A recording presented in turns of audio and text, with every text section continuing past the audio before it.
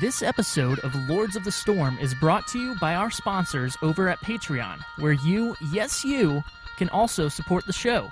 Just head over to patreon.com/Lords of the Storm to become a patron today. Greetings, mortal.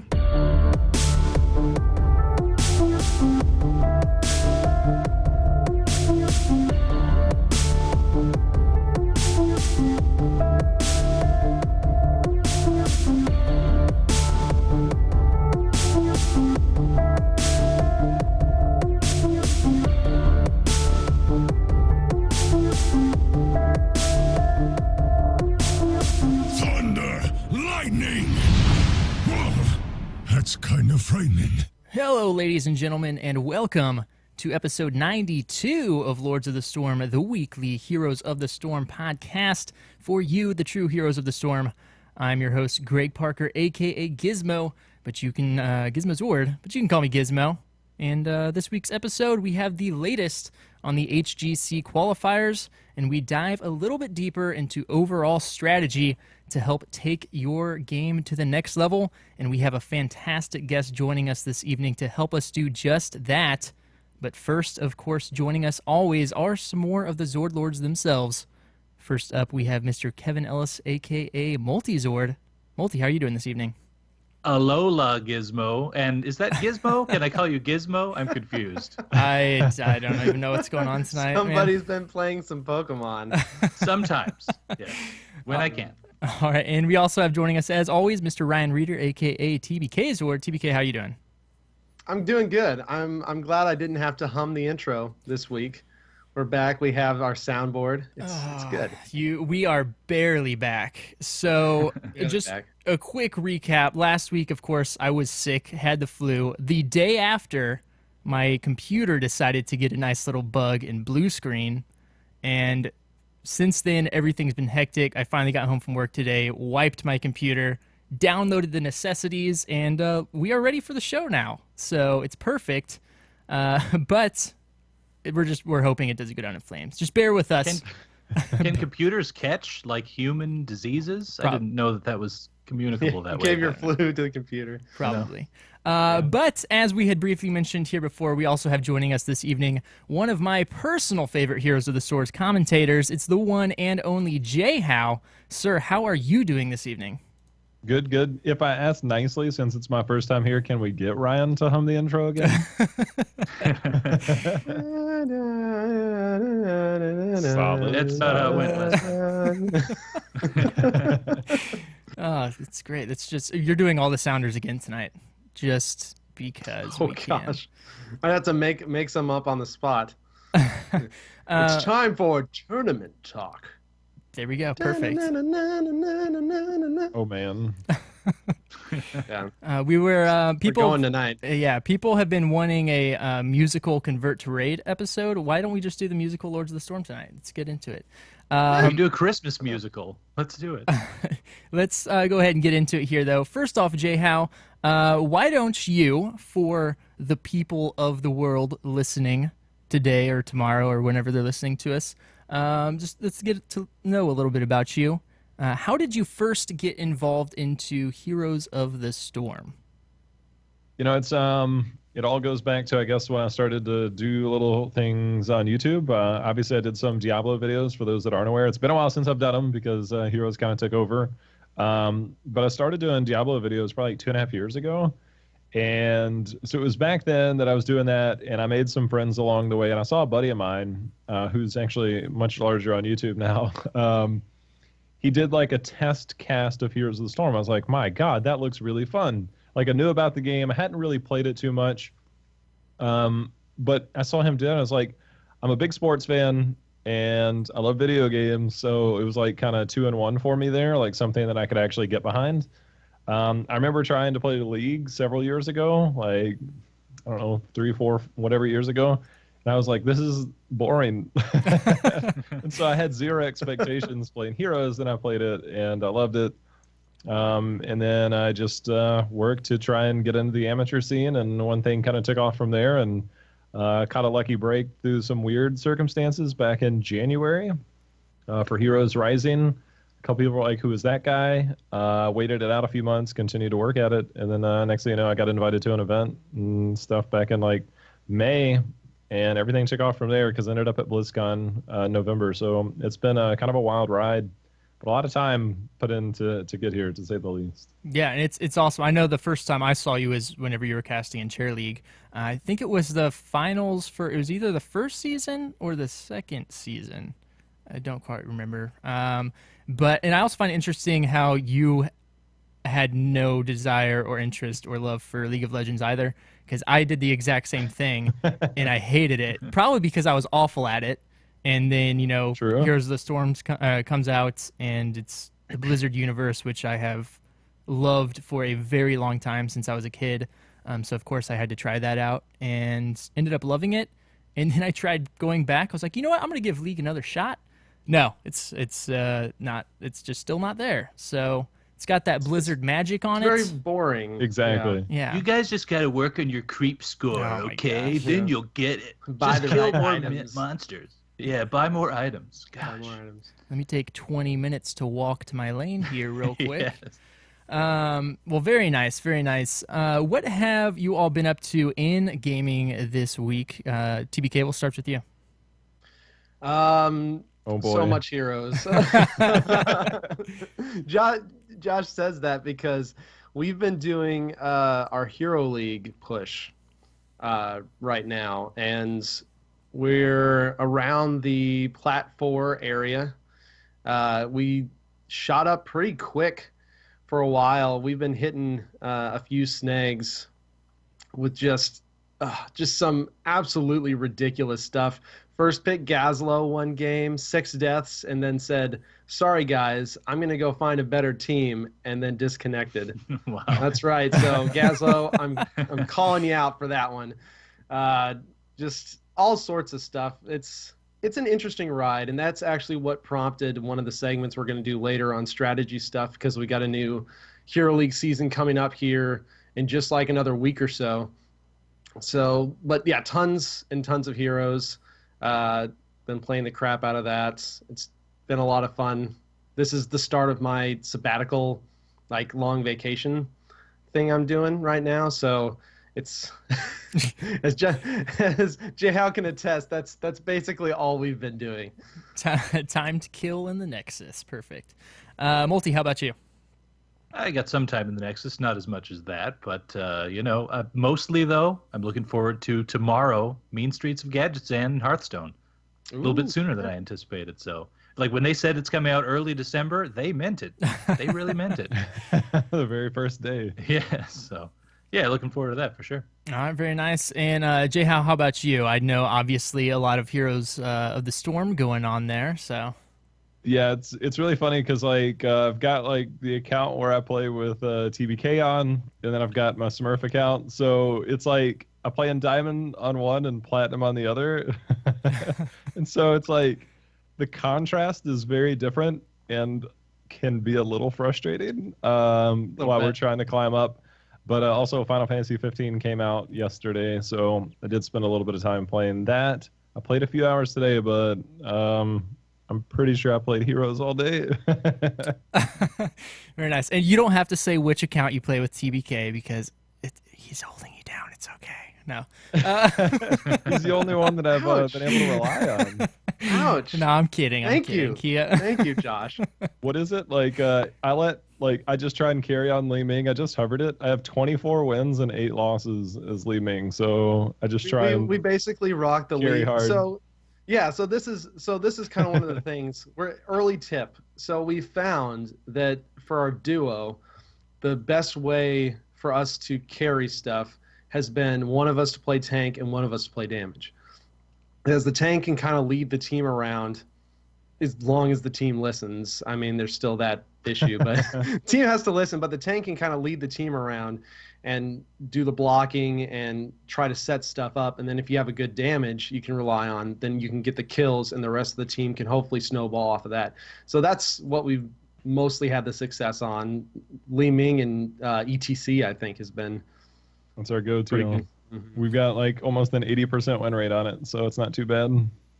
Yeah, that's actually a good combination because I know a lot of people try going like support and assassin, which can work, but the whole having that person frontline being able to initiate together instead of having to wait on somebody you're not in comms with is awesome. So Like a gray main that instantly goes to Worgen form and dies. Yeah, that's cool. what are you doing? That might have happened today. It might have happened today. That's what gray mains do, though, right? Like I thought that's how you play him. You That's how I instantly play get a him. Worgen form. Yeah. Instantly. It's just cooler to be a wolf. That's all there is to it. Yeah, It's can't just argue with cooler. that. All right, and JHow, we have lots of demands for a cat in the chat room, so I don't know what that's about, but for me in gaming, my gaming week has been awesome because my computer's been sweet. Not really, but before my computer crashed, I actually did some more Hero League, jumped into that. I kind of stayed away from it a little bit this season, just because I was dealing with had some pretty rough promotion, or not promotion matches, but placement games, and decided to kind of take it easy and quick match, but I'm hopping back in there, and things are turning around, so starting to have a good time in there, especially with Varian. I can't stop playing him, and I also can't stop playing the Fury version of Varian, and I really want Nobody to can. I really want to play Yeah, some no more one can. Colossus Smash and tank, but I just every time level 10 comes around, I don't care if I'm a solo warrior in there. It's like I can't not click it. It's just right there. I hear Colossus Smash is very impactful. That is the best thing to come out of all this is all of the puns. The Varian puns The are Varian strong. puns. You would Yes. think people would be getting sick of them, and maybe they are, and I'm just not, because like Twitter's on top of it, all of the podcasts are on top of it, and it's just a fantastic thing. I still find Right- it very right interesting. now. So All right, well, let's go ahead and get into the actual content of the show this week. TBK, what do we got going on in the store sales? So this week we have Dahaka and we have Robot Dahaka, which is awesome. If you don't have Robot Dahaka, you should get it immediately because it's really cool. And Spectre Illidan, which is also a pretty sweet skin. But we know what we're really all here for, and that's Druid of the Flame Malfurion. That skin released on Tuesday, and it is freaking awesome. It is a gorgeous skin. It's got all the new effects. You get like the charred, entangling roots. You get the orange moonfire. If you, for some reason, pick the Treant talent, it's like a charred Treant, which is really cool. Yeah, I really like it a lot. Have I been pronouncing Treant wrong my entire life? Treant. I think it's Treant. Treant. I say Treant. Treant. I could be wrong. I kind of go back and forth just depending on how my mouth moves. That's right. I go back and forth between Zarya and Zarya, just depending on if I can't pronounce it correctly, which I can't. But as I say, one of those is slightly more obviously wrong than the other. Fair. And then also this weekend from December 2nd through December 5th, there's going to be a 50% bonus XP event for the China Gold Club World Championship Finals. So not only if you are a night owl should you catch that, or like a really, really early morning owl, because that would work too, I guess. But it's just a really good time to level a bunch of heroes up. Because, I mean, you grab your 5 friends, you guys jump into Team League, you got a stim pack going, and then 50% more on top of this. It's like, what, 400% bonus XP or some ridiculousness like that. So if you got someone you want to level up. To, this past week, but because I obviously used to play a lot of Diablo, Yeah. they would occasionally do like these weekends, like you'd get extra bonus rate on your drops and XP and stuff like that. And I was thinking, man, like it's such an easy thing. Like you could do that. And I'm glad that they're doing this. I mean, they're kind of saying, hey, the Gold Club like series that they've got going on, it's kind of like the selling point, but really it's just like, all right, let's get some bonus XP, and then that's kind of like the unofficial sponsor, so maybe people will watch it, right? Because it's on at a weird time. But then you've also got the opportunity. What if you took like a new hero and you're like, hey, you know, for the weekend you can play it for like a day or 2 days or something like that, while it's still 15,000 gold, so it's almost like a teaser, right? You know, I think there's a lot of opportunities, and I think this is a really good one, so I like it. Very nice. Yeah. Very nice. And if you do want to watch the Gold League stuff, there is English streams for that. I believe they sent like Grubby over there, and Dunk and Dreadnought, I think, are over there too. and they're doing English stream casting for that. Don't forget Wolf. And Wolf. How could I forget Wolf? We know who he's rooting for. Oh my gosh. Yes. His Korean loyalties are strong. But yeah, that it's good. There's an actual like English commentator. The matches have been I've caught a few of them and they're fantastic. Like they're incredibly good. All the teams are getting great experience over there. Astral's over there, Dignitas is over there. So definitely check those out. This is pretty much the highest level teams, or just about all the highest level teams in Heroes right now that are doing this. Very nice, very nice. Yeah, I know a lot of the teams were excited to make their first trip over there. But they're obviously got some exposure at the championships at BlizzCon, but to get just more of that exposure playing against the eastern side of the world is kind of needed right now, just to be able to for the West side to step their game up. So very excited for that. Multi, what do we have going on in the free hero rotation this week? So we've got Lili, ETC, Johanna, Tychus, Sylvanas, Karazim, Thrall at account level 5, Zeratul at 7, and is this right? Gall at 12, Cho at 15. Like, I feel bad for the pair of friends that started accounts at the same time. They're like, oh man, we're totally going to play Cho'Gall at 12, and then they just can't. I don't know. It's that 50%. It's what that 50% bonus is for. Just to make up for that, yeah. Has there ever been a Cho'Gall free week? I don't seem to think so. Since he did that virus thing? Yeah, I mean, they gave him out for free, more or less, to anybody if you put the time in and, knew the people to queue up with. But, yeah, I don't know. It's interesting. I don't think they've done it before. How do you get Cho'Gall now? Do you still do it the same way originally, where you just have to play games with friends? You buy him now. You can buy him now? That's done now, yeah. And it's you only buy you buy them both with one purchase though, so it's not like you have to buy each individual one. Okay, very Makes nice. Well, let's go ahead and get into some tournament talk here. First up, this Sunday, it's finally here, guys. Lords of the Lane 5. It's going to be Sunday at 12 p.m. Pacific, 2 Central. Is that right with daylight savings time? There's only 2 hours difference now. Yeah. It's 3 for me. I'm East Coast. Gosh. Yeah, dude. you're East Coast now. I'm so messed up here. You're Florida too. But weird. yes. Who would live in Florida? It's a good question. I don't know why anybody would. I ask myself all the time.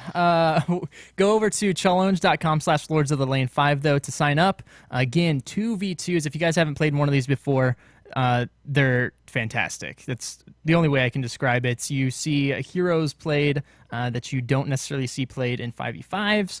You have talents picked that you don't normally see, and it's just absolute craziness. Really fun games, and it's generally just a good time. So we have some slots left, and again, that is going to be this Sunday. We will have some prizes for first and second place. It's going to be single elimination, best of 3 rounds until the finals. Or no. I apologize. It's best of 1 until the finals, and then it's going to be a best of 3 in the finals to get things moving along there. So grab a partner. It's not hard to find one. You can do it. And head over there. Find one person. Go do it. Head over. Okay. And then, TBK, what do we got going on in the HGC these past couple weeks? So right now we're just prepping, right? Naventic and Gale Force earned their spot in the first HGC qualifier. And then we've got the second and third coming up. The second one, I believe, JHow's this weekend. Correct? Oh, yeah. Yeah. Yep. And JHow will be down there with Jake, casting from Jake's studio at his place. So, JHow, why don't you give us a little bit of a primer on the NA stuff, maybe who to watch and who your current picks / teams to watch are? Yeah, I mean, obviously, the 2 teams that qualified for BlizzCon between Astral and Denial got in, and then Naventic and Gale Force, the favorites, qualified during qualifier number 1.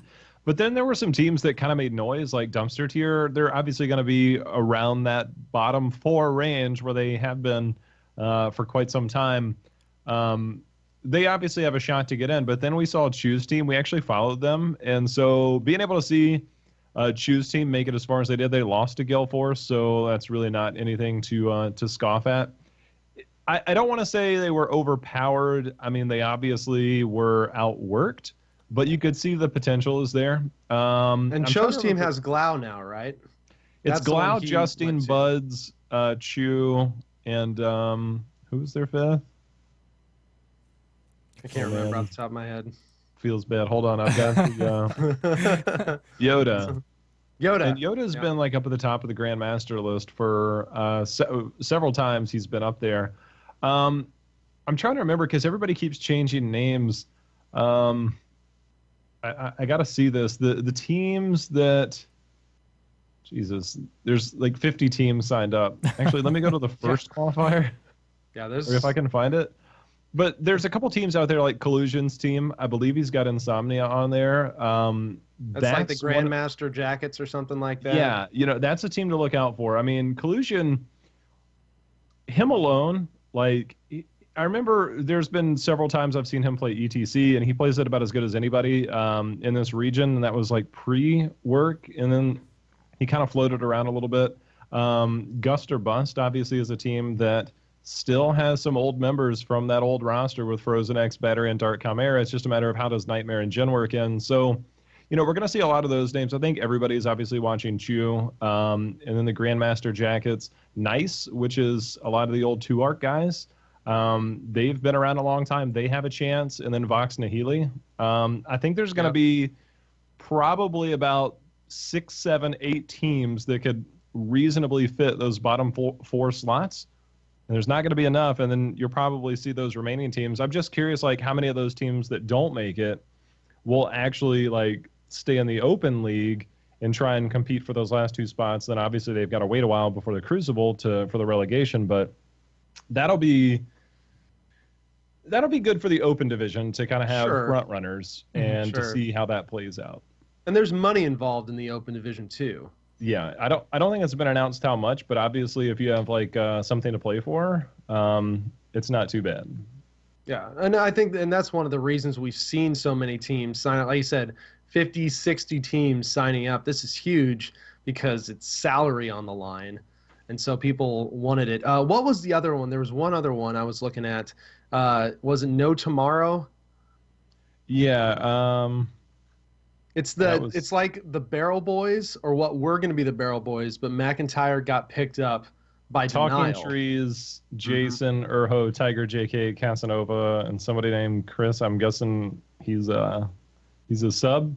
But that's the team to look out for. I mean, obviously, you've got a lot of experience between Urho and Jason, 2 former Noventic members. Tiger, JK, was kind of in a weird spot, I think, earlier this year. And then he moved over to the support role during the last few regionals and qualifiers and stuff. He actually looked really, really good. I think he's actually one of the more underrated supports in North America, and Talking Trees has a very diverse hero pool. And then Urho playing the warrior role and Jason being able to flex. They're definitely a team I think that you would see as one of the 4 teams that should make it. Yeah, I find it kind of crazy here because pre-BlizzCon we were kind of discussing once this format was announced for next year. All right, we know the top couple teams, but who's going to fill those, the bottom teams? We just didn't really know. And now, after the first qualifiers and we have the second ones coming up, just hearing about all these names that we've known but just kind of forgot about because they took a break or just weren't playing in the top level right now are coming back, and it's super exciting to see who is going to make and fill those spots, and it should be some really good games. Yeah. Well, not only that, none of these teams are sponsored. Mm-hmm. I think pretty much all the HOTS teams that are sponsored for NA are in the league already. And so it'll be interesting to see if we'll have some sponsors kind of start floating in once the rest of those spots end up being secured. Because it's a big I'd be draw. willing to bet that it'd be hard. It's going to be hard pressed to find any of the bottom 4 that won't have some type of at least minimum sponsorship. Mm-hmm. Oh yeah, for sure. Yeah, and the salary does that, which again from Blizzard's part, that's a huge move in the right direction because that will help pull in stuff. But let's talk a little bit about some of the other teams that qualified. We saw Denial. We haven't seen them with McIntyre yet, but we saw Astral. Let's talk about Noventic and Gale Force, because this was the first time we'd seen them play with their new rosters in a long time. What did you want me to go think on of, that one? Yeah. Well, Okay. I want to know, like, because you've been following these guys for a really long time. You followed them up through qualifiers. You're able to sit in on scrims sometimes. What did you think of the new like Gale Force? How did they look? What did you think of the new Naventic, especially now that Zuna's not on tank anymore? How are they looking? So first, I want to tackle the Gale Force thing because the qualifiers to get into the league, and this is no discredit to some of the other teams that are out there, but the competition isn't exactly that high. It would have been a major upset if Gale Force or Naventic didn't make it.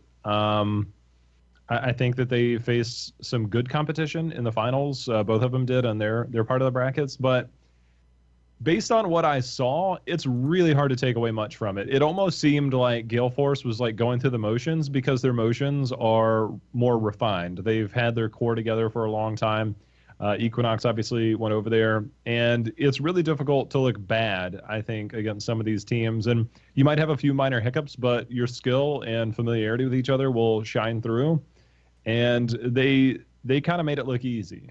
And the same for Naventic. I think Naventic dropped a game. It was really awkward. There was a Lagif moment. Yeah.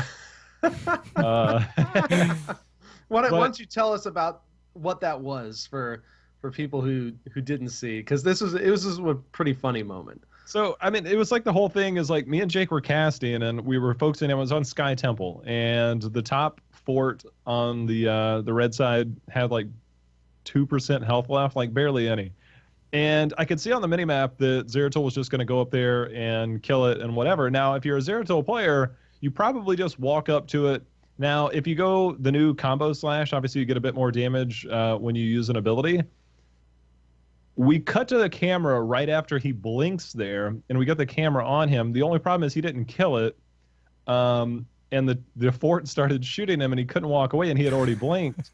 And so he's like walking away. Now, obviously, the F is right next to the G, but it just makes like a living meme the minute that happens. So obviously, there's the old Zuna feed. You know, it is what it is. I don't think it's going anywhere for a long time. It might be replaced a little bit by Lagif, but it was Zuna on Zeratul. And so people started going crazy. But the fact that he typed in Lagif, we just kind of called it out. I was like, well, Twitch is going to have a good time with this one. And then it's just been like Lagif ever since. But I guess to summarize the Gale Force and Naventic play is that it's really hard to take away a lot from it. Equinox has not been a warrior player. He's always been the melee who goes in a little bit too hard, but Gale Force needed a shot caller. They needed somebody that could go up there. And Michael Udall's moved a lot more towards range. I think they'll be able to mix up some of the roles, as we saw Crowan playing Murden a couple times. But the thing about that is Murden is, I don't want to say easy to play, but it's the easiest hero for a warrior to look good on. Like, it's really good to look, or it's really easy to look good on a warrior. ETC, you can have bad moments if you have like an NA Mosh, but Murden is really difficult to look bad on. So it's really hard for me to take away anything from their strategies, because if you try that stuff against like really high skill teams from other regions, they'll probably punish you for it. It might work in certain circumstances, throwing some people off with some strategies, but I don't think it's something that you should rely on unless you just do it all the time. So we'll see how that goes. So a player like Equinox, I got to see more out of it. B-Kid moving over to Naventic, he did look a lot more stable. And I think the fact that Zuna is calling the shots for that team actually makes him a better player. B-Kid, that is. So I think there's a lot of pros and very few cons to come out of any of it. But it's really hard to put a gauge on what's happened until they really get into the league. So, needless to say, I'm quite curious to see how it'll happen when they go up against each other. Oh yeah, and we've got a lot more of going up against EU too in this league structure, which will be really interesting. Yeah, and so I'm really excited to kind of feed into that NA versus EU thing a little bit more. And plus, it's good. Not only are you battling your top 8 teams, and these top 8 teams are stable, so that hopefully will raise the level of play just as it is. But now you're going to go up against Europe as well, and then you still have your main clashes in the middle and the end for the Eastern side. So lots of really good stuff coming up. I'm excited. I was really intrigued by Gale Force switching up some of the roles. I don't know if they were just being cheeky or if they're actually trying to like widen hero pools some for the players. Like, did you get that impression Off of what? off of Gale Force? Do you think they're trying to like just widen their hero pools in doing this, or do you think they're actually playing around with some role shifting? I think that would they put Equinox on Tracer and move Crowan to Muradin? Like, you're not going to see Crowan, I don't think, playing Johanna and ETC. I mean, you can, and you can do it against lower tier teams, but you try and do that against other teams, and you're going to find, oh, wait, this one minor error that I made, it'll snowball out of control on you. So that's the difference between like the really good teams and then playing against people in qualifiers when you're the number 1 seed, playing against teams that haven't either been together or aren't going to give you that much of a challenge. So I don't think it's meant to give them bigger hero pools so much as it's supposed to mask other ones with a little bit of like, it's not cheese, it's just like a different type of strategy. So forcing Equinox over to Tracer because they think he's a better Tracer player allows him to do that and allows them to strategize a little bit different. So I think it can cover up a few things, but that'll only take you so far. Like it really will. Cool. Yeah, and as you were alluding to earlier, Ryan, with the whole matchups of NA versus EU and then China and Korea going into HGC this next year, before BlizzCon, I was a little disheartened that we were just going to be facing up against EU because I really wanted that exposure against the China and Korean teams. But after the showing at BlizzCon, I'm actually extremely excited for it because EU proved that they have stepped their game up a ton from whenever Heroes first came out. So those matchups are going to be really good. And hopefully we'll see kind of NA step up their game here with this new format and take their game to the next level here against the rest of the world. So excited for that. Any last thoughts or anything, Multi, on the HGC before we move on to some strategy? I mean, I'm kind of looking forward to seeing some of these teams that weren't the favorites that we've already seen qualify, just because, like, it's kind of like you said, if they get a slot in the actual just regular tournament circuit and get a salary, they're just going to be able to ramp up their own game and get better anyway. So some of the games we watch coming up might shape the NA scene for some time, actually. So absolutely, we'll see. Yeah. Mm-hmm. All right. Well, as was kind of they were talking about earlier, TBK and JHow have been playing a lot of games together, and through Team League and Hero League, and this next session came from them playing together, discussing some strategy, improving your gameplay in Hero League. So we figured out why not talk about it on the show, and who better to have than one of the commentators themselves who gets to constantly see the rotations, the drafting, the cheese coming from these professional teams. So we're going to talk about a little bit, hopefully help some people, including myself, take their Hero League game to the next level and get up there so you can get in that open league, fight for the top 2 spots, and who knows, get in the HGC, maybe 2018. We'll see. Yeah, but maybe. Yeah. I know, TBK, you guys have been talking about this in game and stuff. I'll go ahead and let you take it away here.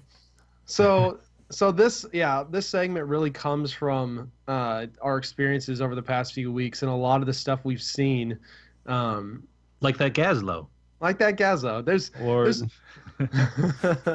There's a lot of nuances. There's a lot of nuances to things, and there's some things that people just don't know, maybe until you point it out or have never thought about beforehand. So we're just kind of walk through a bunch of tips and tricks for all sorts of different sections of, say, a full game of Heroes.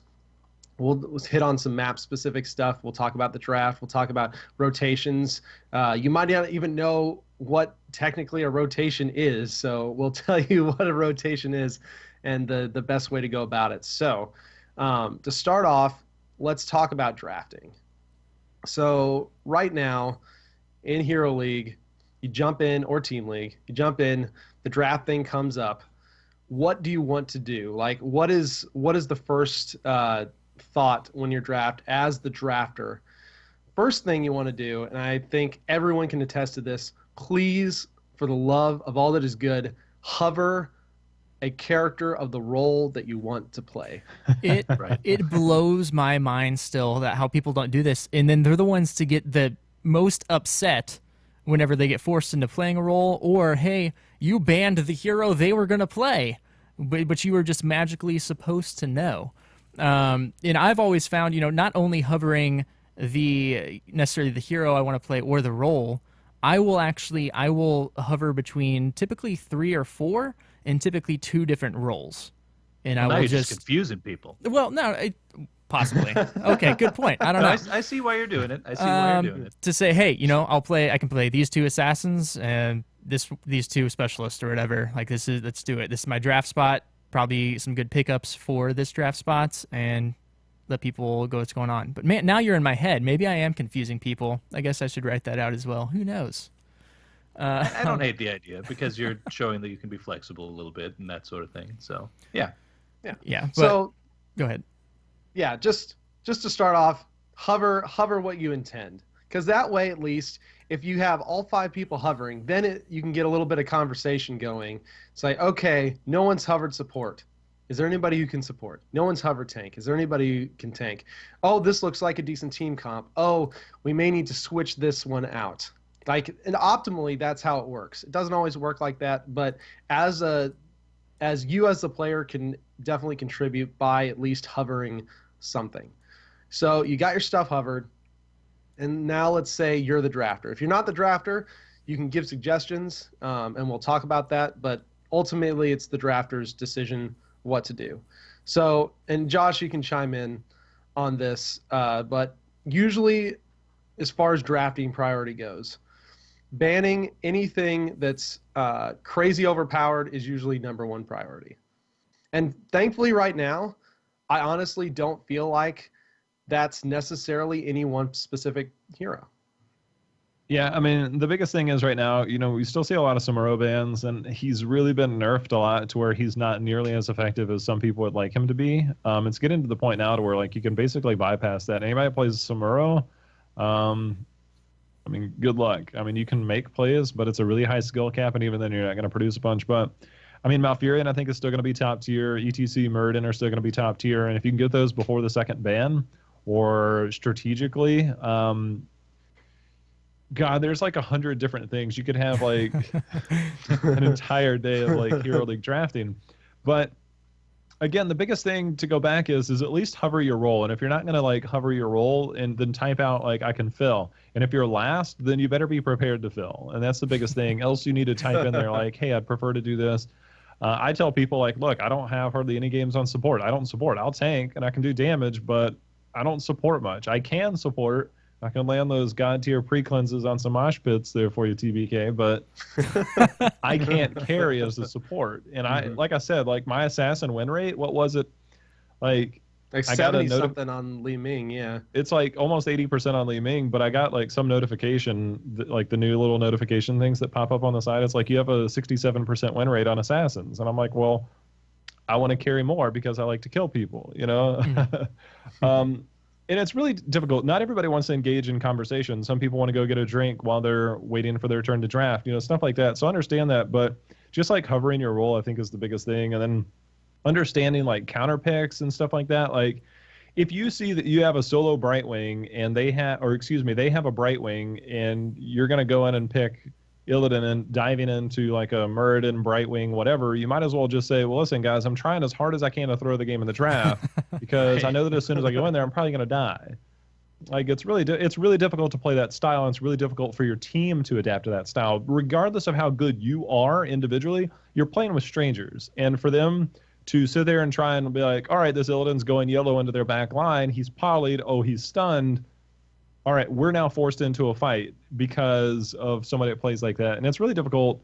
I understand, like, sometimes you want to have fun, but go play on ranked draft if you're going to do that. Don't make everybody else's lives difficult, I think, is the biggest thing, especially if people are trying to peacefully communicate in draft. So, yeah. And that's really the next good point is learning picks and counter picks. The way the draft order works, you've got a mid-ban phase, which is fairly unique as far as heroes goes, because I think League, all the bans are done right at the outset, or at least they were back when I played. So you can add a lot of strategy in. Let's say you've got your ETC pick, you got your Brightwing pick, and those were your first two. The enemy drafts, say, a medic and then some damage. Okay, so let's look at their team comp. They've got damage, they've got a support, they don't have a tank. Now you have your tank already, so now you can look and say, okay, which tank do I not want them to get to play against? Because you know they're going to have to get a tank. Let's say, okay, cool, I'm going to ban Muradin because I don't want to play against Muradin. And so you got to just keep little things like that in mind as the draft is going down, because games are not in any way won or lost in the draft, but they can give you a huge advantage or a huge disadvantage, depending on how it goes. Mm-hmm. I think it's the number one thing is like, sometimes weird picks are going to make it extremely difficult. If you want to be that person that drafts Gazlo, then know that you're putting your team at a disadvantage. And you're making it extremely difficult to win in Hero League. Not that you can't win, it's just much more difficult. And a lot of people, like, you can play your individual hero really well, but not everybody is used to playing with a Gazlo or a Murky to understand. And there's times where, like, I'll have a Murky on my team, and I'm like, all right, let's see if my team can comprehend to, like, let Murky do Murky things and you not die. Or, like, if I wanted to go split push Zagara, let's watch my team go in and try and take a 4v5 fight and then ping me and ask me, like, Zagara, where were you? I'm like, and this is the biggest thing, is, like, when you're in the draft screen, this is probably going to be the last point I make on the draft, is, like, oftentimes, especially when I play on my public JHow account, not my Smurf account, everybody knows who I am. And then, so, like, I tell people, because they always want to talk to me, and that's fine. I love talk to people, but I don't like to do that during the game. So I keep allied chat off like 90% of the time. And so I tell people in draft, I'm like, hey, like, I'm going to be playing this, or I'm going to be playing this style. Just ping if you need me, because I have allied chat off. Because, like, a lot of people will type, and I understand that I occasionally type too, but pings can go a long way, which kind of goes into other topics. But I think it's just a matter of, like, the most basic principles of the game and drafting and communication go so far. And it's just, like, I think one of the most oftentimes most ignored parts of the game. Mm-hmm. And whatever you do, don't let that initial drafting phase get toxic. Like, if someone starts just talking trash in the middle of it, that can send things way downhill in terms of, like, people starting the game tilted and all that. So, I mean, sometimes if someone hovers over Chromie and won't move, just let them try Chromie. They might be really good at Chromie. Who knows? And the thing about Chromie is that you have to create opportunities, right? So, yeah. And again, you could basically go over every hero. Like, if I wanted to play Chromie, like, this is how you draft, or this is how you play. Like, you let Chromie poke. Like, you don't just instantly dive in, like, oh, we have a Chromie, I'm just going to dive in on their team. All of a sudden, you get zero value out of that Chromie. Like, you have one skill shot that can bring big damage, and then, you have your Q, which can potentially bring damage. But if you're not letting your backline poke, or you're playing Greymane and you instantly hop into Worgen form before anybody's taken any damage, you're playing it wrong. Like, it's just simple stuff. Yeah, I think my last point on the drafting here, we've talked several times in the past of, kind of just expanding your hero pool to be able to adapt. But a big thing, especially for Hero League, I think people need to keep up on, and I mentioned this because it was brought up in chat, is kind of keeping track of the meta and what the top tier heroes are currently, in case you get stuck with the first or second pick. At least, be decently versed in those heroes to be able to give your team a chance. Obviously, don't just pick those heroes because they're top tier if you're not good with them, can't play with them, because that's going to put you at the disadvantage. But, and of course, if you're in a set like JHow doesn't play much support, don't force yourself into doing something you're not good at, but just kind of having a good idea of the meta. And, it's also I never said I wasn't good at it. I'm kidding. But just being able to adapt there, and there are tournaments on all the time now that you can watch to kind of see how the drafting it takes place. And that's honestly what's made me improve as a player so much, is just when I started watching the competitive scene, seeing not only the drafts but the rotations and stuff that we'll get into later, and how they adapt to situations. So yeah, and I do want to give a shout out too, because the Nexus Draft House is going to be on tomorrow night and they do just that. And Wait a minute. The Nexus Draft House is on tomorrow night? yeah, I hear they're having a guest. yeah. Is it you? Oh, wait, that's me. Oh my I'm gosh. going to be on there tomorrow talking draft more in depth. How about Yeah. that? So if you want to learn more draft in depth, definitely check that out tomorrow night. It's going to be really good. They do a great job over there, calling the stuff. But the last point I want to make before we jump into rotations is if you are first pick, and there is a known one or two heroes that are very strong, and make sure, and you're not banning, make sure you let your banner know, I can play Malfurion, or I can't play Malfurion, so that you can ban it, so they don't pick it.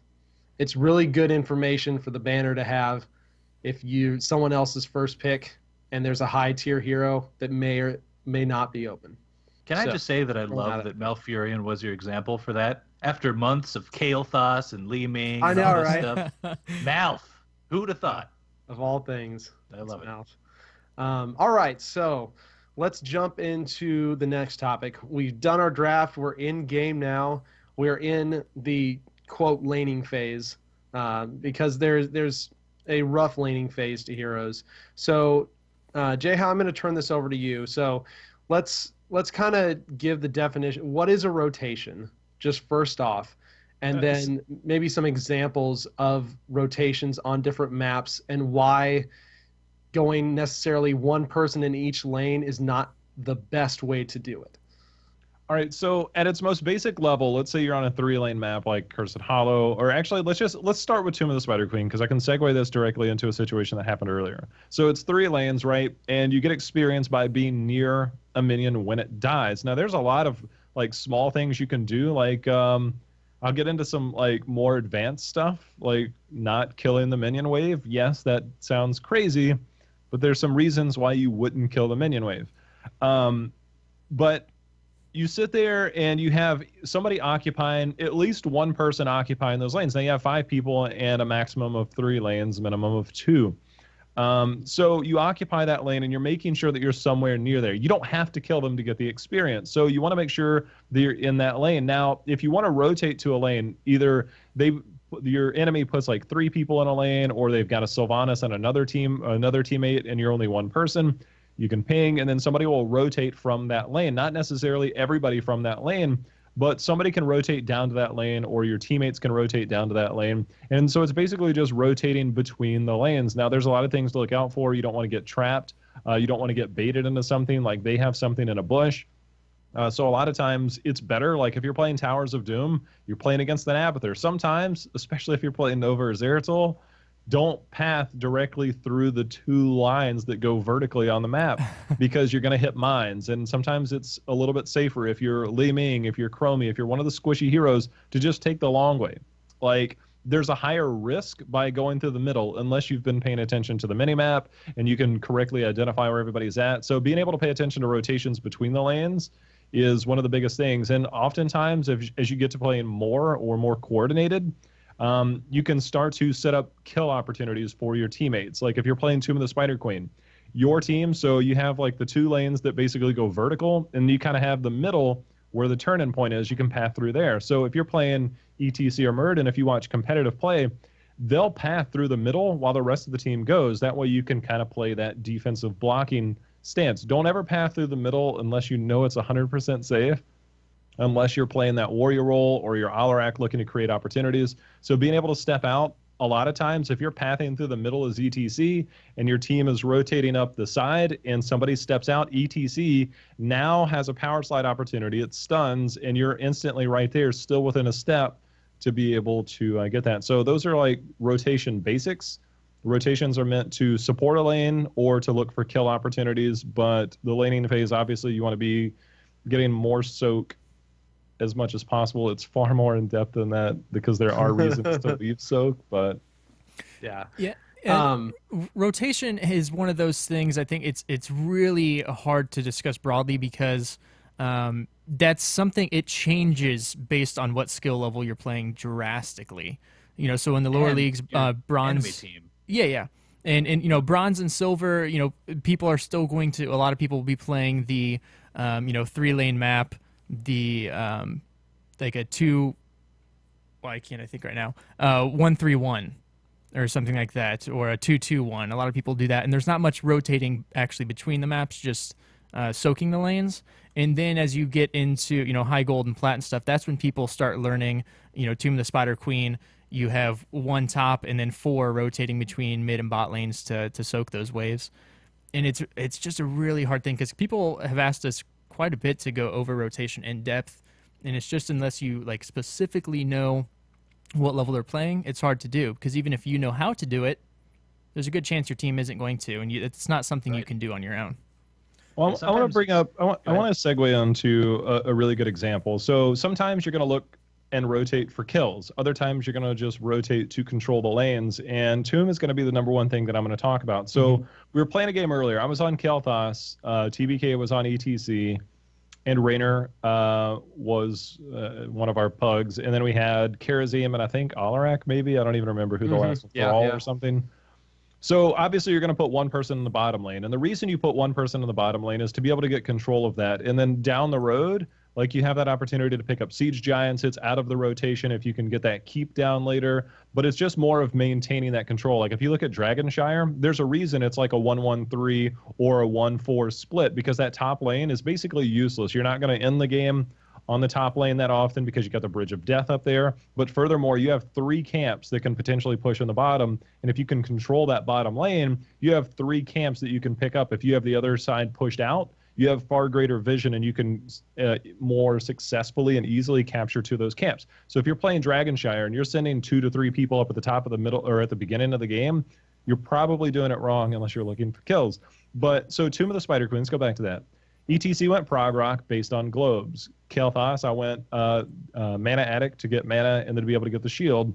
And Raynor has Marksman. So a really simple strategy is to just have a 4-1 rotation. And so ETC plays the anchor, he plays the safe role. Kael'thas, you throw a flame strike and a living bomb down, and just like one other attack from anything will clear an entire wave. Wave's gone. Yeah. So now all of a sudden you have 3 people benefiting. Raynor gets his marksman stacks, Prog Rock gets his globe, Kael'thas gets his globe. And it's one of the quickest rotations you can possibly make, is to just clear the lane, and it's going to keep the other team on their toes. Plus you have kill potential, right? So ETC passing through the middle. So you're rotating 4 people.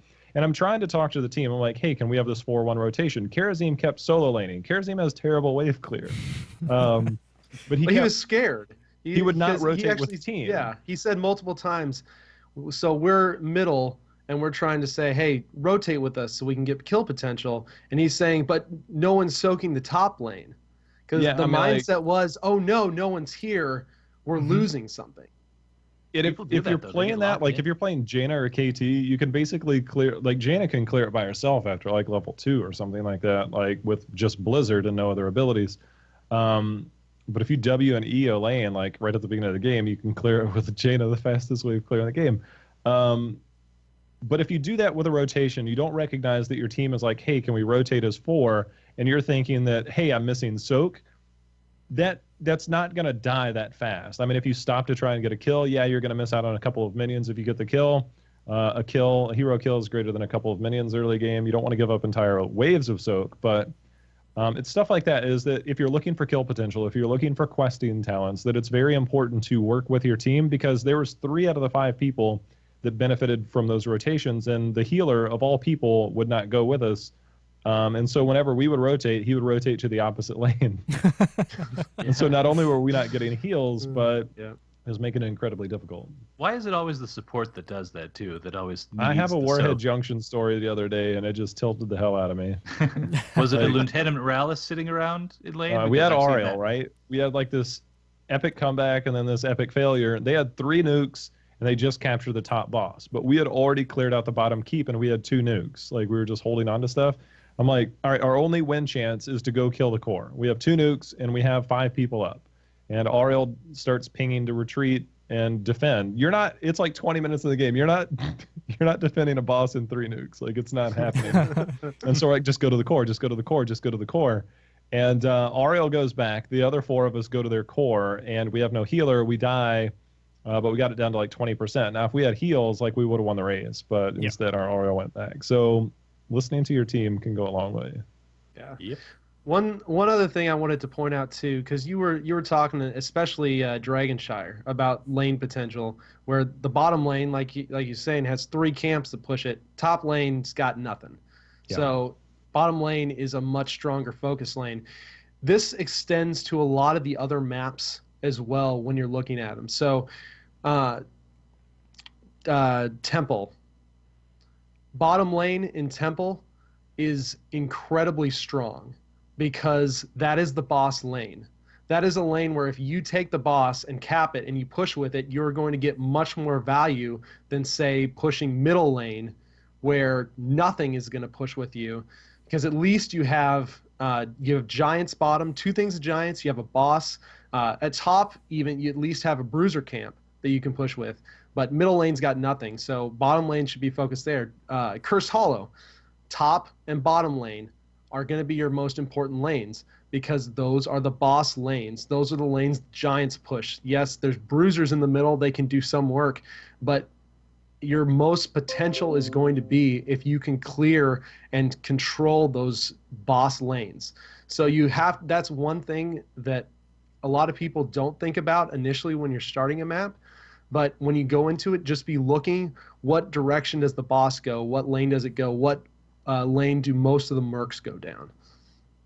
So, those are priority lanes. And if Yeah. you see like a team pushing that lane and you're, like I said, like we were playing with that Gazlo and Malfurion went to go help Gazlo in the top lane to keep him alive. A Gazlo shouldn't need help. And secondly, your 4-man rotation between the middle and bottom is where your kill potential is. And it's the most important lane. And the thing about that is if you get a strong bottom lane, and I don't want to give too many examples, but if you get a strong bottom lane and you can take out the well of the enemy team, either by getting siege giants early or just having a really strong push, you get out that well, all of a sudden that team doesn't have a well to go back to tap, and they can't sustain on that bottom temple. And it's the same thing on Brax's holdout. If you have a team that goes in and they take an early well, which is why Ariel is so powerful there, and a lot of people overlook it. Ariel doesn't have a health pool or a mana pool, so you don't have to go back and tap. Ariel's really good on Brax's. Yeah. And that's a great example. And that's just something to think about just overall. If you push in and you get the gate down, you get the front towers down, you've got a little bit of time.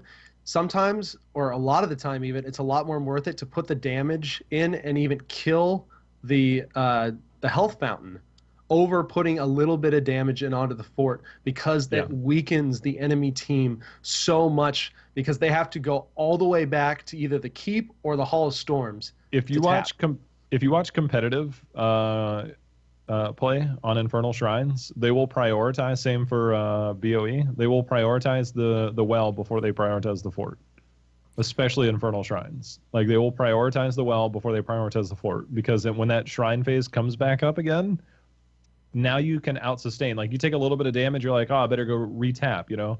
The other healer better be really good and better have a really good mana pool, because you will most likely give yourself an advantage to win that fight. Yep. So stuff like that is really important. Yeah. Yeah. And so segueing kind of from that, let's talk about positioning and our good friend, the minimap. Because laning is all well and good. You may be pushing your lane really strong. You got that healing fountain down. All of a sudden, 3 men come out of nowhere and you're dead. Crap. Instantly not worth. Instantly not worth it. So, Josh, let's talk a little bit about positioning for the roles and making good use of the minimap. Yeah, the best example that I think I've ever seen, and this was almost exaggerated to an extent, was Fnatic at BlizzCon. They had like the player cams, and Quacknix is the shot caller for Fnatic, and they did a player cam on him. And so if I'm looking at my screen, you can see Quack constantly doing this. Now, it's a bit exaggerated, and you don't have to sit there. I mean, if you do that all day and you like looking at your screen and then you look down at the minimap, you can see him actively turning his head over and over and over again to watch the minimap, because he's calling the shots for his entire team. So he kind of has to keep an eye on the map as a whole. But individual wise, you have to keep an eye on it for yourself. Now, there's shot callers and stuff on each team, or, you know, communication that's going to rely a lot on the minimap. Like, I don't see them on the minimap. I don't see them anywhere. Like, people will say that. Like, if you don't see the enemy team on the minimap, you might be in danger. And more often than not, if you're pushed far up in a lane, you're probably going to die soon. And so it's opportunities like that that the enemy team can take advantage of, or you can take advantage of. And so keeping it on the mini map. So you have to get used to the game as a whole. So if you're like not a really good player and you're just learning, or you're slowly, steadily learning, it's good to learn the heroes. Like that's the number one thing, is you got to know how to play the hero to get better. And then you got to start thinking about map rotations and strategy and priority and stuff like that. And it's an evolution process, but the mini map should be highly prioritized, in that you have to be able to keep an eye on what's going on, not only for yourself, but for your team. And there's so many times you'll see a Sylvanas, they're like, look, I got these walls locked down. I'm good. I'm doing damage. Sylvanas is the number one culprit, that and Asmodan, because they think they can just solo push the entire time, and then they're fine. And then they die. And you're like, well, I was about to say an expletive, but we're going to refrain from that.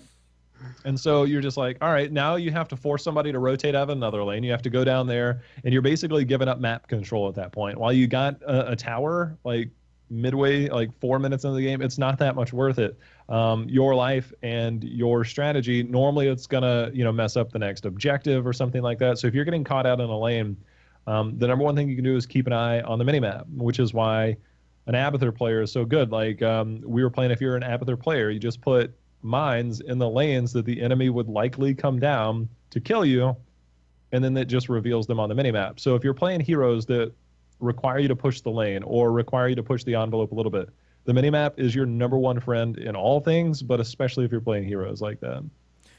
Yeah, and I think it's not only important to keep your eye on the minimap for yourself, but once you learn how to keep an eye on that and the rotations coming down on you, as well for your teammates, because you're going to get a lot of people who don't pay attention to the minimap. So if you notice somebody missing in a lane and you know where they potentially could be going or what lane they could be going to, you see one of your teammates overextended in a lane, pings, use those pings, the communication. The danger pings, specifically. Dude, this is the hardest thing, right? So it was just earlier, I think we're in a game, like a Sylvanas was pushed up in the lane. There was like 6 people, or like 6 pings, like between me and somebody else. We all pinged danger to that Sylvanas, like just back up. And sometimes you get stuck. I mean, I'll be the first to admit, we're all going to get caught out, right? Mm-hmm. Eventually, you're going to be pushing a lane, or you're going to be up somewhere, and you're like, oh, man, I didn't mean to get caught out. And then you got to say sorry. Apologizing is fine. But why apologize, right? Why even be there to put yourself in a situation where you're apologizing? Mm-hmm. Sometimes you got to push the envelope. But if you're establishing map control and you've done that well, and your team pings warning, then either you didn't pay attention to the minimap, or they're paying attention to the minimap and you got caught out. Respect the warning ping. Like, it's... Mm-hmm. I wish I could, like, every Sylvanas in the world, like, wants to push a lane. It's tilting. I mean, she does do it well, if you can get away with it, but yeah. No, definitely respect the warning pings, and just in general, I mean, map awareness, mini-map awareness, positioning, these are learned skills, and if you're kind of stuck somewhere, you're in a tier that you don't feel like you should be in, and you want to push the ladder a little bit, this is something you could really focus on. Like, really think about, warning other people that aren't paying attention yourself.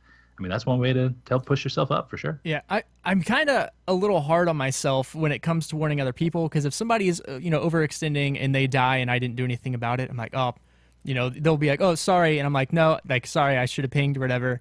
And then the next time I'll ping, I'll give them the warning, and they'll still die. And I'm like, all right, I feel better now. So the number one thing is, if your enemy or if your ally gets caught out in a lane, you have to understand that the odds of you saving them, unless all 4 of you are rotating to save that person, the odds of you saving them are slim to none. Mm-hmm. And if 4 of you are rotating and they die, like right before you get there, just turn around and run away. You don't want to take a 4v5. Yep.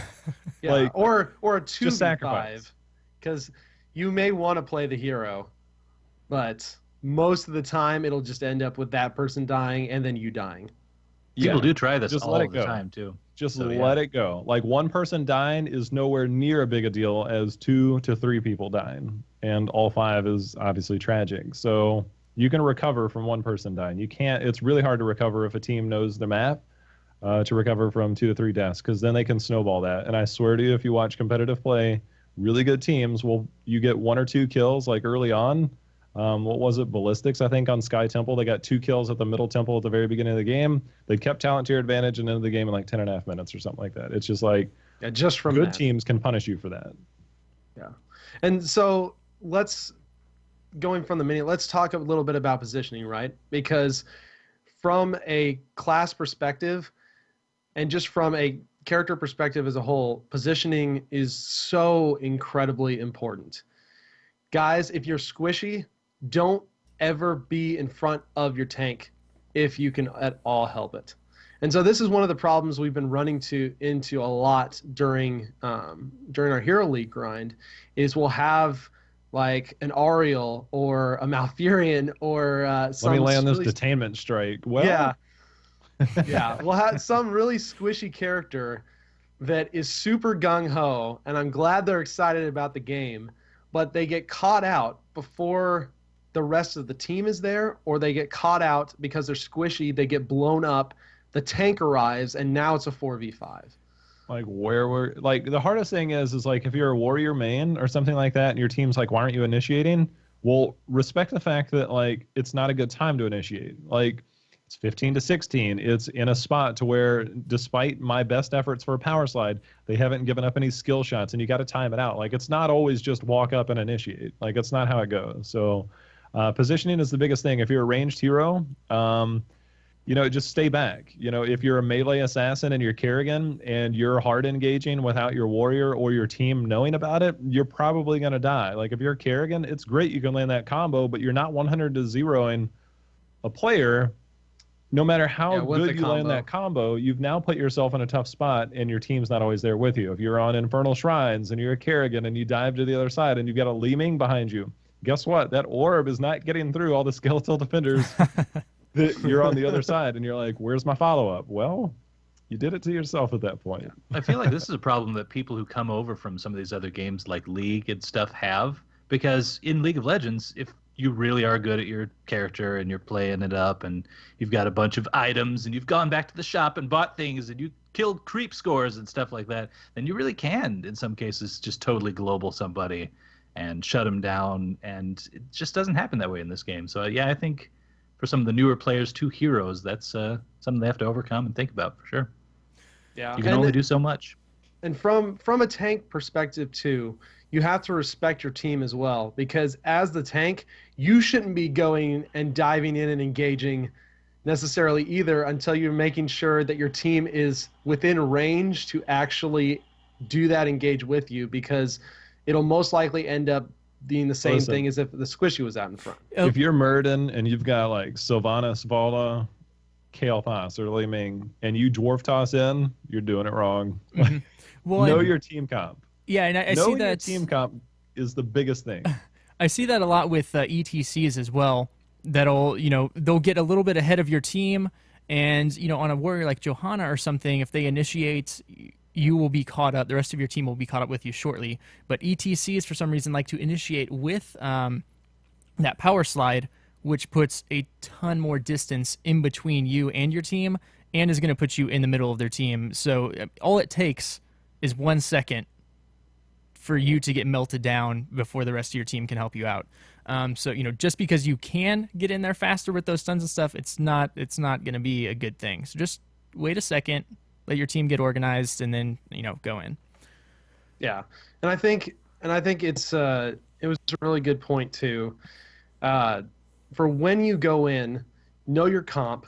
If you've got characters like Li Ming, like Chromie, let them poke. Be the blocker. Make sure the enemy team can't get to them. Be that, as JHow said, be that anchor point. Make sure no one's getting past you, and then just let your pokers poke. Get down low, then you go in and engage with the rest of your team. You're wasting a lot of potential if your team has a lot of poke and you go hard engage right away. Mm-hmm. Yeah, sometimes the trap that you fall into is wondering like, all right, their poke versus our poke. If you have like Li Ming and say Vala is like the best sustained damage in the game right now. And then Li Ming is like some of the best burst. And so you're looking at the other side and you're like, well, they've got Kael'thas and they've got, say, Raynor. You're going to get poked to death and you're going to get caught on fire a bunch. So then it becomes basically like a wash. But you've got to look at your other opportunities that are around you. What warrior are you on? What is your team on the front? And so you got to look at your opportunities. And I think our next topic is team fighting. I'm stealing it. Yeah, I'm segueing right into it. Do it. So the biggest thing about that is knowing your comp, and I can't stress that enough. There's times I think when we're doing, I'm like, all right, if we take a fight, this is how we have to do it. Like if your team comp is like double warrior and like a Gray Mane and a Li Ming, well, that Li Ming is going to get some value, but you're a dive comp. If you have Varian, who seems to be very popular right now, and you go with another warrior and you're Varian, you're like, well, I've got my stun. Well, that's great, but you've got to know, does my team behind me, are they aware that I'm going to be going in? And secondly, can they support what I'm doing? Secondly, or thirdly, however many points I'm on, sixthly, if you see like your Kael'thas just threw out like a flame strike, or your Jaina just threw out a blizzard, which is like 15 seconds on a cooldown or something like that. And then all of a sudden you're like, well, I better go in and stun and look for a follow-up. And you didn't recognize that Jaina just dropped her blizzard. It is 15 seconds. I just checked. And then all of a sudden you're like, well, wait a minute, Jaina, where was your damage? Well, a QE can do a little bit of damage, but it's nowhere near if you're getting a stun or CC. So knowing your comp and understanding like your positioning is very, very crucial to your objective. The other thing is that you see in competitive play, and I try to incorporate this when on the rare occasion I have to play support, is like knowing when to cleanse. Like there's certain opportunities that you have to cleanse and certain ones that you don't. Like if you're cleansing your tank, he better be in dire danger, else he should be able to survive. Your cleanse could be held for somebody like Kerrigan or Illidan or something like that. You know they're going to get polyed or whatever they're going in. If ETC is going to do a mosh pit, that's my favorite one. But you have to understand your team comp. Mm-hmm. And I think during the draft, when you're seeing it play out, you have to sit there and try and analyze, like, what are the cooldowns, right? It's very difficult if you're a newer player or you're not even yet fully familiar with half the heroes in the game. But understanding the strengths of the heroes that you're good at versus like what other hero, like I don't play a lot of Ariel. I've played enough games to understand how she works, and then of course I study the game a lot. But understanding your team comp as best as you possibly can and understanding their cooldowns will help you in team fights dramatically. Just going in and charging in and seeing who comes out, it's just like two guys that have never trained at boxing just start winging punches, and the first person to connect probably gets knocked out.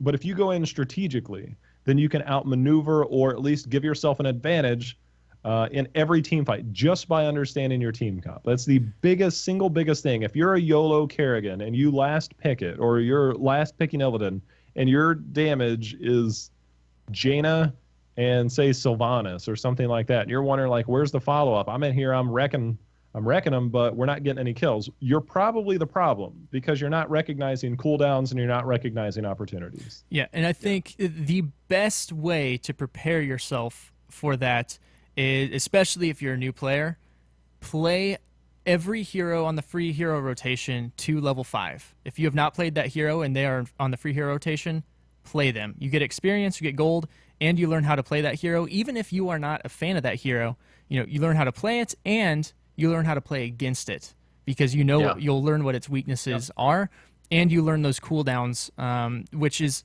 something that's a huge thing I don't think a lot of people get or think about. I didn't start thinking about it until, not super recently, but for a long time I was playing the game. It never crossed my mind to see, oh, Jaina just, cast Blizzard. Now is like, if she is out, now's a good time to go in on her because she's not going to have that for another 15 seconds. It's a huge thing. So just do what you can to learn those cooldowns. Obviously, you're not going to remember everything, but if you have heroes that are sitting at level 0 or level 1, whatever, and if you've been playing the game for a while, you need to just play them to 5. It doesn't take that long, just a few games, but it will improve your gameplay. Well, and that's why we go over the list every week, frankly, just so that people are at least aware of, oh, you know what? I haven't actually tried Karazim very much. I heard he went through some changes. Hop on, get him to 5. Just flesh out your knowledge of how that character even works. You know, sometimes it's not just the cooldowns and all that, but like the feel of like how much damage can you really pull off as Karazim, that sort of thing. So, yeah, definitely worth checking out. Yeah. And you don't have to memorize everything, right? The main thing you want to do, especially because we talked a lot about knowing your team's cooldowns and knowing when your damage is up and not diving in after people have just wasted a really long cooldown.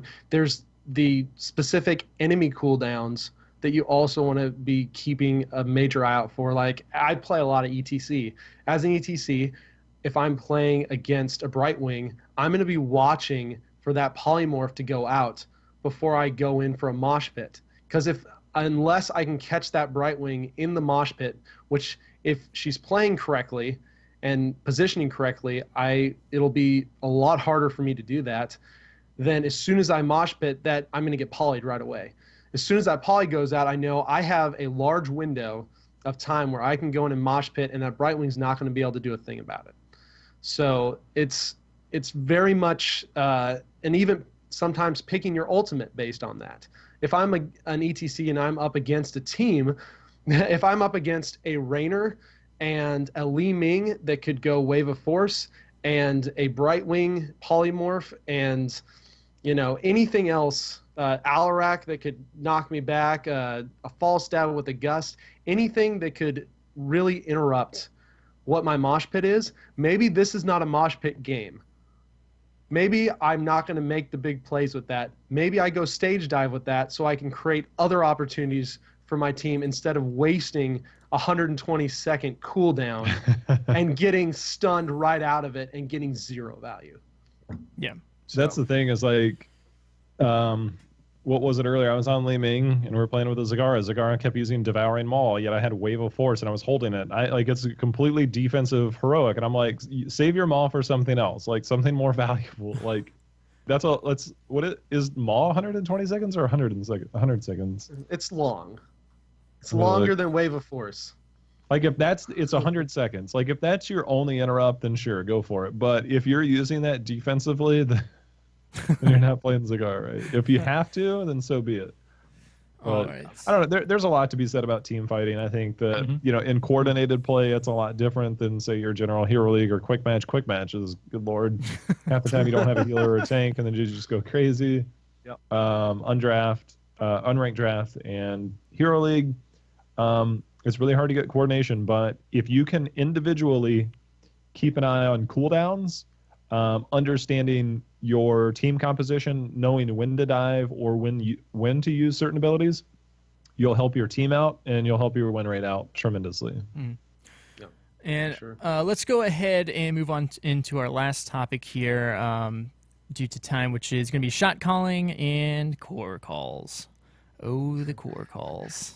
Josh, you want to tell us a little bit about when to make a core call and when not to make a core call? Because these are incredibly critical things, and I think these are the demise of many a Hero League game. Okay, so if you're like level 17 and you have a keep down and you wipe their team or you kill 4 members of their team, go kill the core. Like if it's like something like Sky Temple and it's like on your side of the map, it might be more difficult. If it's Cursed Hollow and you took a fight under your core, that early probably won't. But if it's towards the end of the game, if you're somewhere between like 18 and 20, especially if you're level 20 plus, and you wipe their team or you kill 4 members, go kill the core, especially if a keep is down. If a keep's not down, then you can go get the keep. And if there's still 30 seconds, you still can go kill the core. Like, it's really difficult because even pros get it wrong a lot of times. We see core throws happen all the time, and sometimes it's the best call that they can make at the time. And it's really difficult when to make those calls. But if you see your team going, much like the Ariel thing that I talked about earlier, if 4 members are going and you're the only person that doesn't go and you're a support and you go back to defend a boss and 3 nukes, might as well just like stop playing. Like, then that's the thing. Like even if you're not, even if you're a damage of something, and we were talking about this a little earlier. This is, you may have the head knowledge of like something may be better in this case or something may be better in this case throughout the entire game, but at the end of the day, you need to play to the league that you are currently in. And if people, you try to lead, you try to show people to do what's best. But at the end of the day, you will have a much more opportunities for success if you do whatever you do as a team, rather than you saying, okay, I know this is the right thing. I know we should go get boss right now. And you and one other person go get boss while the rest of your team doesn't. Well, at that point, both both of your split team parts may fail because you're not acting as a whole. But it's the same with the core call. If the majority of your team is heading core to go in, go help them, because they're definitely not going to succeed without you. They might succeed with you. The other thing is if you're fighting on the core and you realize, like, wait a minute, they're 10 seconds from spawning and we're just now getting the shield down, back out. Don't try and fight them under the core. Right. Like, it's suicidal. Like, you might win, but if you're playing the odds, and if it's late game and all your keeps are down and that's your only shot, go for it. By the way, the example that I was giving earlier was that we had a keep down. We had 2 nukes and 4 people going to the core, and our healer decided not to go. We win that base race because they had to go through a keep first. We didn't, and we had 5 people alive and a keep down and 2 nukes. Like, it's the only way we win is to backdoor, and it's an easy win if 5 people go, but 1 person didn't go. So, and it was our healer. Yep. But core calls are always really tricky. If you find yourself there and you're not getting it down, or you're like level 15 to 17 and you don't have the damage, you don't have the talents to kind of put you over that hump, and there's like 10 seconds left, you see it's not, like, back out. Like, if they're chasing you, to back out. If it's like level 20 and you realize you're not going to get it, everybody needs to back out, because if you wipe on the core, then they're just going to run to your core and end the game, or they're going to take a keep, and all of a sudden you can counter with catapults of your own, and now all of a sudden you lose map control. So stuff like that, if you leave 3 people alive, you can defend. You can defend a keep. You can defend a core. If you go in and wipe and you follow your team in suicidally, and you come out when there's still like 70% health left on the core, then something was really wrong. Yeah. It's really tricky for core calls. Shot calling, camps are the biggest thing. Camps can and will win you the map. There's strategy to every map. Like, there's a reason on Sky Temple before the second temple phase, you always know it's going to be bottom, that you go and you get the top camp to try and push. And there's a lot of strategies around globals there. Cursed Hollow, there's a general strategy or rotation between the tributes. They're always in segments of 3. Like, if during the first 3 tributes, one of those is on your friendly side where the little circular thing is, let's say it's the second one, and the first one was some random one. The third one is 100% or like 99% gonna be on the enemy side in the very similar spot with the same outcropping. That's a really good time after that second tribute to get the boss, because now the boss is going to be pushing the opposite lane, the very bottom lane. And so let's say you're on the blue side, the second tribute's there, you get the boss, especially if you win the team fight, you get the boss. Now it's going to be pushing bottom lane, next tribute will spawn up there. So now they either have to respond to the boss or they have to give up the tribute. And oftentimes it's better to take the tribute, especially if they've already given up 2. And you want to make teams have to have dilemma. Yeah. You want to create those areas of dilemma, which makes the team go, if we do this, we have to give up this. Absolutely. Yeah, and there's always going to be something. The same thing for Battlefield of Eternity. Like, right, you get the bruiser camp because the shaman will always respawn minions, and it's so powerful, and it forces a response out of the enemy team. And there's a lot of strategy in BOE that goes around that. But getting camps before objectives, you get experience from claiming a camp, first of all. Second off, when it kills structures and you're not in a lane, you get experience. So there's a lot that goes into it. But camps and shot calls in the middle of a game, prioritize camps. Don't do it to where you give up soak and give up structures, but do it consciously. So many people ignore camps, and it kind of tilts me. All right. Yeah, go ahead, Multi. That was a deal. I was just going to say, throughout all this, pings on the shot calling for camps, on who you're targeting, and certainly the core call. I mean, if you've set up enough pings throughout the game and get people at least in the mindset that you're a pinger, you're one of those guys that does that, they may be more likely to listen to you when you call for the retreat when everyone's pushing into the core. Because I don't know how many times I've had everyone push in, and then just the Illidan tries to solo it from like 20% and sticks around and costs you the game sometimes. So yeah. My last thing on shot calling here: know if you are a shot caller or not. A lot of people think they're shot callers and they're not. I myself, I'm not a shot caller. In solo queue and stuff, I know the game. I know what to do. I can solo queue where I'm not in voice chat with anyone. I can, try and lead a team with pings. It can work out. Whenever I get into a team, with actual voice and team league, I'm not a shot caller. Too many things running through my head. I get nervous controlling that many people, and it really, not only do I make bad calls, but it affects my play throughout the entire game to where I'm not playing as well. So, just know if you are not kind of, hopefully you'll have some friends out there who will be honest with you. And if you play the tank role, I would encourage you to get better and learn stuff like this, because a lot of times in a Hero League type scenario, the tank will, in a lot of ways, lead the team, because you're supposed to be out there on the front line. You're supposed to be setting up all the opportunities for your team to do well. So you need to get yourself the knowledge of this stuff so that you can set your team up for success. Yeah. And, just because I said, you're not a shot caller, that doesn't mean, don't talk or communicate throughout the game. It's always... What if people think they're a shot caller and they're actually, like, really bad at it? Yeah. And then they just want to, like, no, this is better. And you're like, well, you're going to die, or we're going to lose a bunch, and then we're going to be behind an experience, so kind of not worth it. Like, those are my favorite. Yeah, right. But, everyone focus the Muradin.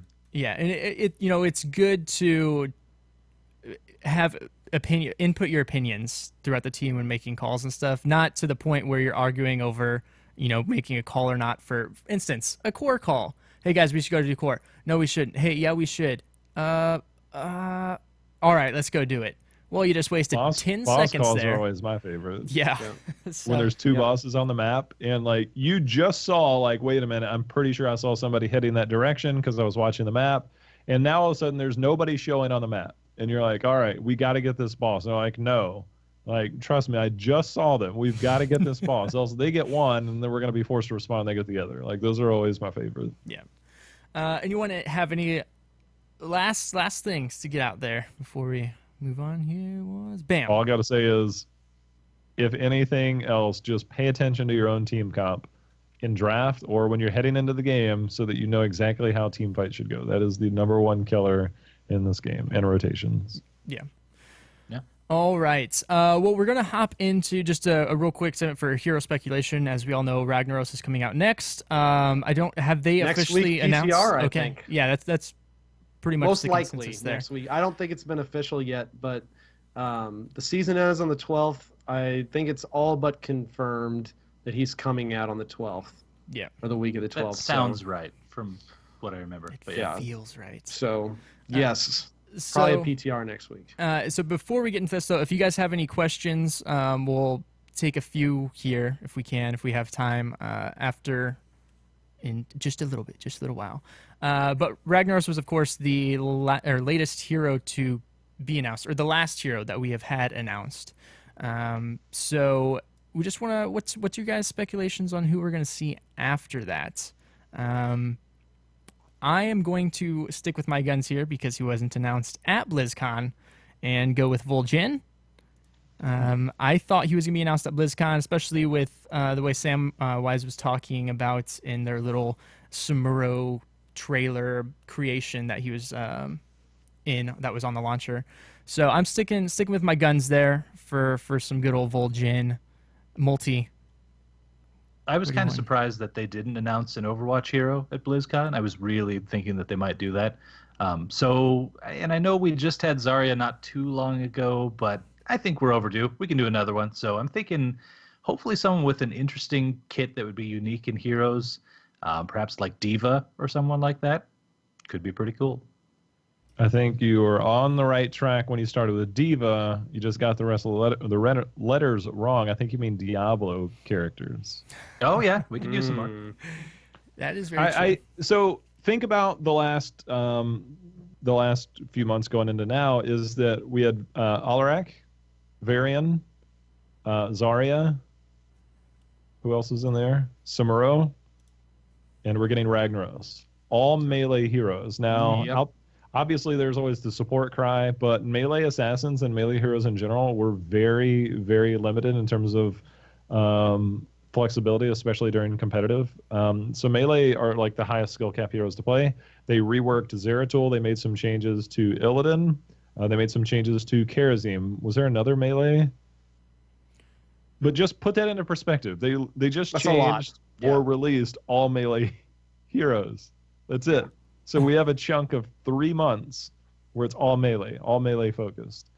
So I imagine after Ragnaros, they're going to stay away from melee assassins / specialist melee roles. That Yes, Zarya can be ranged, but that does make a lot of sense. Which made me sad because we were talking earlier. I would love to see Malthael.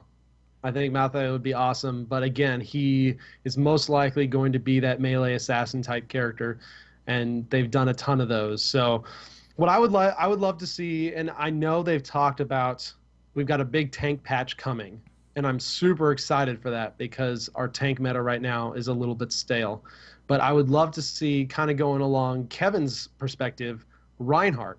Yeah. I would love to see Reinhardt as a solo main tank. I think he's got a fantastic kit that could be really unique, really interesting, possibly a shield that could block projectiles. You've got a really sweet ultimate. You've got a dash, stun type thing. He's nice and tanky. He could be really sweet, really unique kit. So wouldn't mind seeing him. And then if you want to just kind of go off into the distance a little bit or into the more far-fetched. But we got Ragnaros, so why not Deathwing? Let's get Deathwing. Why not? All right. And JHow, so a little clogged on the melee assassins here, but what's your prediction? I would love to see something like Mephisto. I've been talking about how much I would like to see Mephisto. I think it'd be a really cool addition. I have no idea what the kit would be like. I know Kendrick Swish and some guys, they had like the Chop Shop or whatever they called it. They always had like different hero kits. I thought that was really cool to catch from time to time. They're EU guys.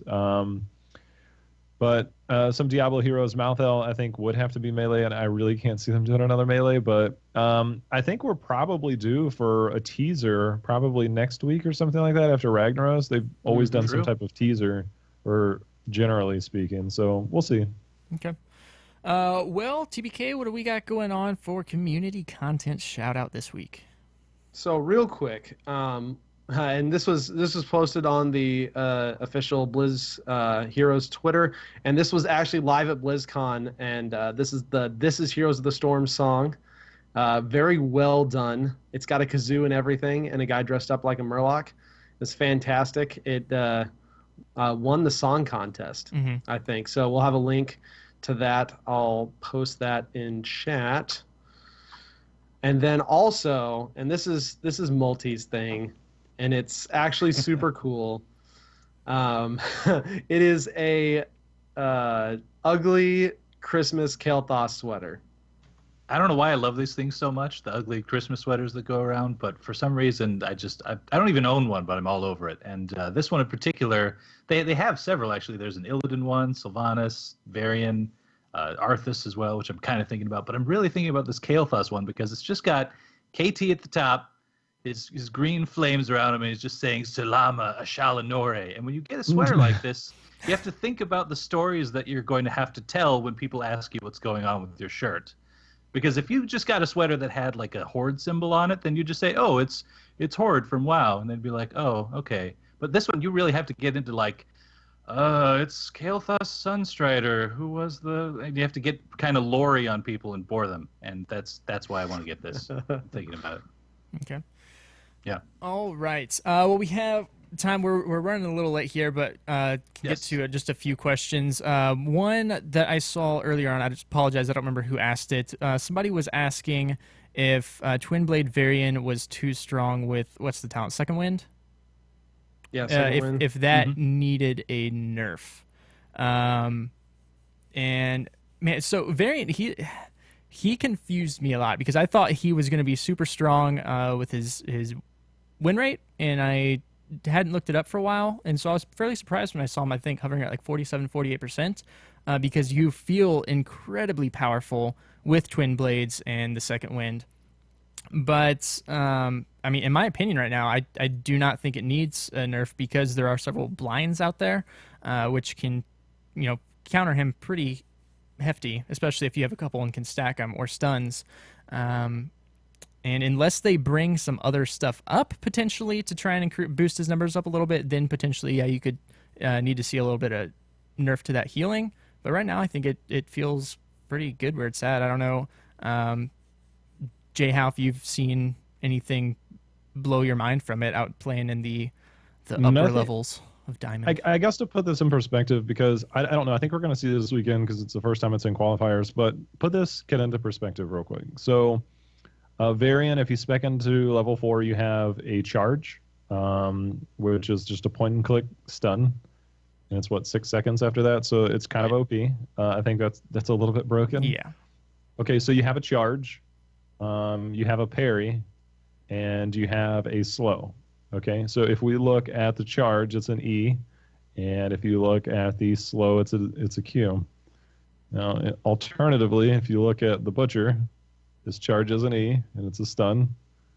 It's a little bit longer, and then his Q is basically a slow. It's a little bit shorter range, and he can heal off of his W. So outside of the W being slightly different, a lot of that kit is kind of the same. Obviously, with Twin Blades, like you have much higher attack speed, but at the same time, you heal more as Butcher. So a lot of times right now, Twin Blades, you see Varians use it in the same sense that you see Butchers use it. Now, Varian can go up against tanks a lot better, and he can sustain longer. That's the biggest thing, as with the level 7 talent, is that you can sustain a lot longer. You can solo bosses and stuff like that. But as a whole, a lot of that kit's the same. So I think that particular play style is more of like a QM thing. Yeah. I saw something in regards to taunt. I don't think it's a bad thing. I have maybe kind of sort of seen it been used a time or two. Maybe we'll see it, but the taunt is a really hard CC, same as a stun. And if you can stun lock a hero individually as Varian, where you charge and you get a stun, and then you taunt, that's like 2 full seconds of CC off of one hero. Plus you have a slow and anybody that follows up that. And you think about the competitive scene, it's a matter of singling out a hero or a person and blowing them up. And so stuff like Colossus, I think, has potential. Taunt is a lot of the same thing. So I think kit-wise and the way that we'll see it, I'm not sure how it will play out just yet. I'm not sure a lot of people have it down pat and competitive.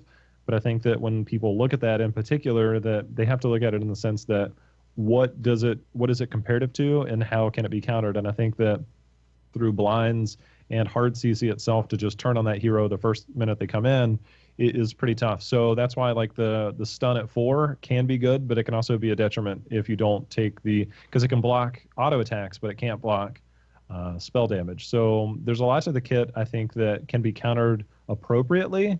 And I think a lot of people just aren't wrapping their heads around that just yet. Yep. Yeah, it's kind of interesting. I did want to point out one too before that's directly directed, I guess, at JHow from Swift Forerunner, because I know that you were talking about wanting to get this answered. What would be the best way for players wanting to get into more competitive play to expand their hero pools to help get them started to the roles of the game? It's like multifaceted. Yeah. Competitive play. And I guess when we talk about competitive, we'll talk about Hero League. So one of the guys brought up a point earlier is to, I guess, try and diversify your hero pool by playing against or playing heroes when they're free, especially if you don't have all the heroes, because it takes a while. So you can understand like how those heroes work and ways to wrap your head around it. And that's one of the biggest things is like, back when I played basketball, right? You know, I was a tall guy, so they would make you do like center drills, but at the same time, you'd occasionally have to go over and do guard drills so you can understand like certain dynamics of the way that people are trying to counter you. The same way like a boxer would, you know, like let's say you're fighting a southpaw, they'd bring in a left-handed person to spar against. So oftentimes it's good to understand the role of the other heroes, but more importantly, spamming games is a really big thing. If you can get in like to Team League with your friends, or if you have friends out there, I think that's a really good thing to be able to focus on a role, if that makes sense, to be able to invest time and to think about it instead of trying to critique like, all right, I'm with this group of 4 random people and I got to figure out how to make this work. And that can be very valuable, but at the same time, it allows for much deeper critical thinking. But if you have a strategy in mind and you're playing with friends or something like that, it makes it a lot easier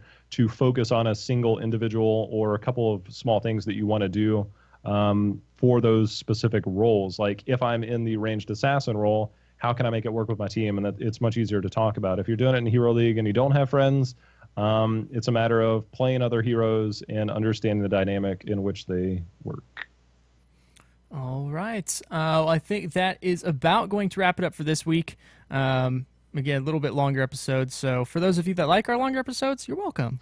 For those that don't, Sorry, I talk a lot. too bad. Break it up No, into 2 parts. Yeah. But Multi, why don't you go ahead and let people know where we can be reached at? All right, I'll try to be quick. We can be reached in-game by typing /join space LOTS to join our channel there, or you can join our Discord channel on Discord. There's a sticky to it at the top of our Twitter, which is at Lords of the Storm. We're also on twitch.tv/Lords of the Storm live Wednesday nights at 9 p.m. Central.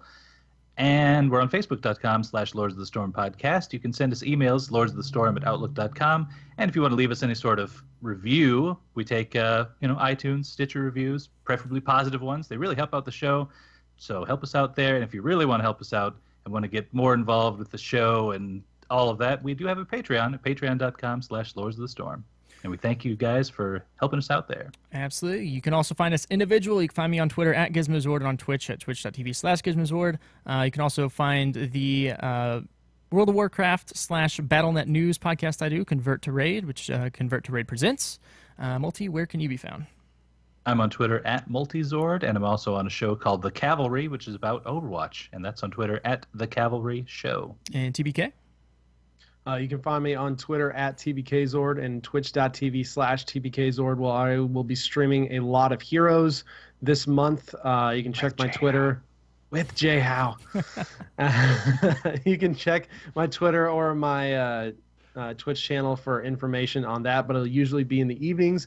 And of course, I have to plug because Chair League next season is starting up again in January. So if you want to get a team together for that, do so. It's a lot of fun, and I also cast those games, so I may actually get to cast you if you make a team. For Oh, Chair snap. League. Woo. And real quickly before we get to JHow here, we have a little bit of business to take care of.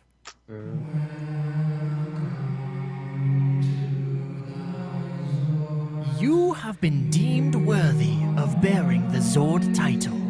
Welcome to the Zord Lords. JHow, welcome to the Zord Lords. Thank you for coming and guesting on the show. You have been dubbed JHow Zord. I'm going to go change my account right now. Yes. Or Jay-Z or the Jay Dizzle. Ooh. Jay-Z. I'm JZow. Jay-Z. JZow. Yeah. So, JHow Zord, why don't you tell us where all you can be reached? I'm going to try and do this. Let's see if I can do this mirror-wise right there. Just follow me on Twitter. If you missed the part earlier, I'm going to be on the Draft House tomorrow talking about drafts more in depth specifically because that's what they focus on. Pleasure to come on here. Twitter is where I basically update all of my life and cat pictures. So there's probably the best. But thank you guys for allowing me to get on here and talk. That's pretty cool. No, thank you. Yeah, thanks for I'm coming. sorry I talk a lot though. No, it's fine. It's fantastic. And I think the discussion, while it was a little long today, there was a ton of good information. And I hope, sure. Some of you guys wanting to get more into Hero League or Team League, or just wanting to learn how to step your game up a little bit, some of our tips and tricks, mostly JHow's tips and tricks, were able to help you out today and kind of take your game to that next level. But we want to give a special thanks to our patron producer, Ouroboros Sword, for helping support the show. Until next time, guys, that is going to do it for us. We will see you all Sunday for Lords of the Lane 5, and then next Wednesday for episode 93. See you guys later. Bye-bye. Bye-bye. Bye, guys.